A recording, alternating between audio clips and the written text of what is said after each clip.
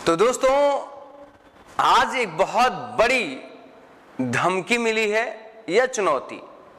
आखिर इजराइल ने यूएनओ को एक बहुत बड़ा संदेश दिया। क्या कहा कि दुनिया हमें नैतिकता का पाठ न पढ़ाए। अर्थात इस संघर्ष के दौर में इजराइल यह सुनिश्चित कर चुका है कि वो जो निर्णय लेगा खुद लेगा, उस निर्णय पर अब वह किसी की सलाह नहीं स्वीकार करेगा। कोटेशन, दुनिया हमें नैतिकता का पाठ न पढ़ाए। हमास आतंकी द्वारा हमारे अपहरण किए गए लोग जब तक नहीं लौटेंगे, गाजा में नहीं देंगे बिजली पानी। अंधेरा कर दिया है गाजा को, बूंद बूंद पानी के लिए तड़प रहा है गाजा। फिलिस्तीनियों को बिल्कुल कहा जाए तो मौत के साए में जिंदगी जीनी पड़ रही है।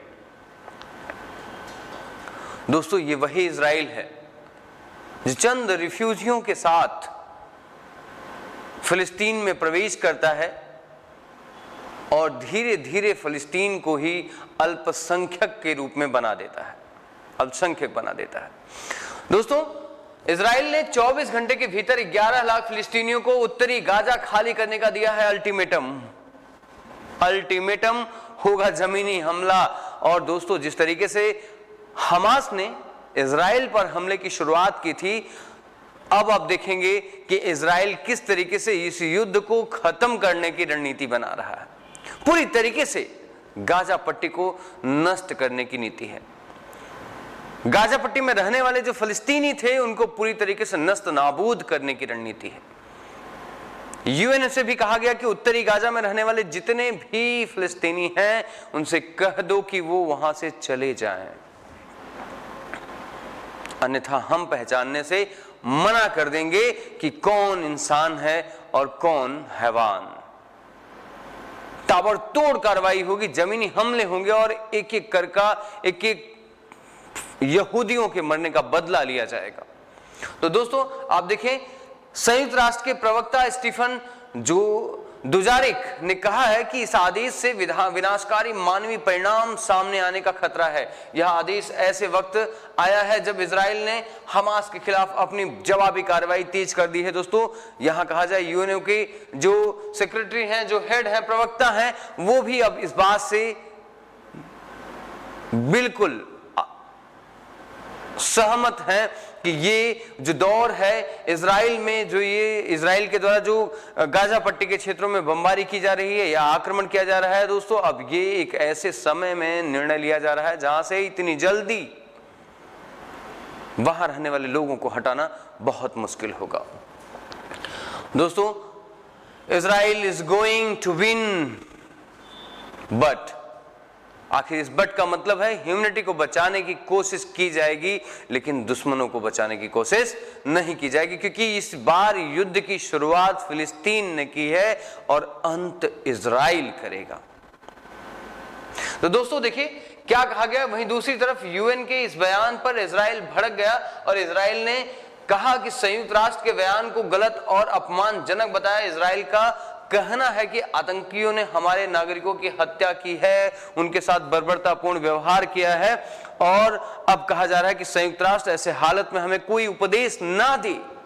इस समय उसे हमास के हमलों की निंदा करनी चाहिए और बंधकों को छुड़ाने में मदद करनी चाहिए, न कि हमें उपदेश देने की कोशिश की जानी चाहिए। ये चुनौती दी है इजराइल ने। दोस्तों, एक ऐसा दौर शुरू हो रहा है। इजराइलियों के बारे में एक कथन बहुत बखूबी पूरी दुनिया में जाना जाता है कि इजराइल का अगर एक भी यहूदी किसी खतरे में है तो पूरा इजराइल खतरे में है। पूरा देश स्वयं को खतरे में मानता है। उनकी नागरिकता, उनकी एकता और अखंडता बहुत मजबूत है, क्योंकि वो उस दौर में अपने राज्य को स्थापित करने वाले लोगों में है, उस संगठन में है जिन्होंने पूरी दुनिया में बहुत बुरे वक्त देखे। प्रथम विश्व युद्ध के दौर में जब ब्रिटेन ने समझौता किया कि हम इजराइलियों को फिलिस्तीन का वो क्षेत्र दे देंगे, तो दोस्तों किस तरीके से एक रिफ्यूजी के तौर पर वो फिलिस्तीन में शिफ्ट होते हैं और द्वितीय विश्व युद्ध के बाद किस तरीके से वो अपनी आबादी को धीरे धीरे धीरे धीरे बढ़ाते हुए और किन संघर्षों से उन्होंने फिलिस्तीन को अपने कब्जे में लिया और फलस्तीनियों को ही कैसे अल्पसंख्यक बना दिया, ये उनके संघर्ष की पूरी कहानी उनके हिम्मत को बढ़ाती। तो दोस्तों ये बुरा परिणाम तो होना ही है। शायद संभावना ये भी आप लगा सकते हैं कि तृतीय विश्व युद्ध की शुरुआत भी यहां से मानी जा सकती है। एक तरफ आप रशिया और यूक्रेन को देख रहे हैं तो दूसरी तरफ इजराइल और फिलिस्तीन को देख रहे हैं, और इजराइल और फिलिस्तीन के साथ में लड़ने वाली जो बड़े देश हैं अब इस युद्ध को तृतीय विश्व युद्ध की ओर लेके चले जा रहे हैं। दोस्तों तो एक भयंकर परिणाम आने वाला है, एक भयंकर परिणाम आने वाला है, वो चाहे फिलिस्तीन के लिए हो या पूरी दुनिया के लिए हो। ये युद्ध एक खतरे का परिणाम होगा। अब इस युद्ध का अंत सामान्य नहीं होगा और यह इसका अंत कल्पना से परे होगा, क्योंकि एक ऐसा सैनिक जो इजराइल का प्रधानमंत्री है वो अच्छी तरीके से इस युद्ध के परिणाम की संभावनाओं को भांप चुका है।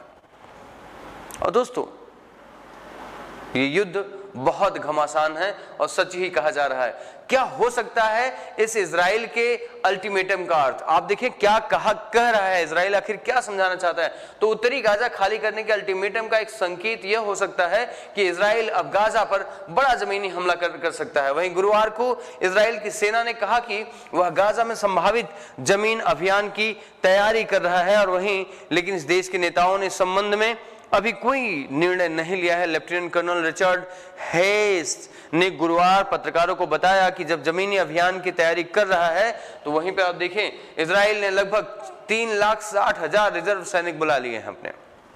3,60,000 रिजर्व सैनिकों को यहाँ पे बुला लिया दोस्तों। तो कहा जाए कि अब आने वाला दौर बिल्कुल जैसे इस पेज को मैं आपको दिखा रहा हूँ बिल्कुल ब्लैंक हो जाएगा फिलिस्तीनियों का पेज। इस ब्लैंक की तरीके से जो अभी चंद बिंदुओं के रूप में है ना देखे जा रहे थे फिलिस्तीनी गाजा पट्टी से लेकर के है ना आपकी स्टेट बैंक है ना बैंक तक आपको देखे जा रहे थे, इस तरीके से अब ये भी समाप्त हो जाएगा। ये भी पूरी तरीके से कहा जाए तो ये भी अब नहीं रहेगा, क्योंकि अब अस्तित्व समाप्ति की दौर में है और इजराइल इन्हें पूरी तरीके से समाप्त कर देगा। तो ऐसे ही वीडियो को देखने के लिए आप सभी मेरे चैनल को लाइक शेयर सब्सक्राइब कर सकते हैं दोस्तों। तो मिलते हैं आप सभी के साथ में। बहुत बहुत धन्यवाद आप सभी का। Thank you very much.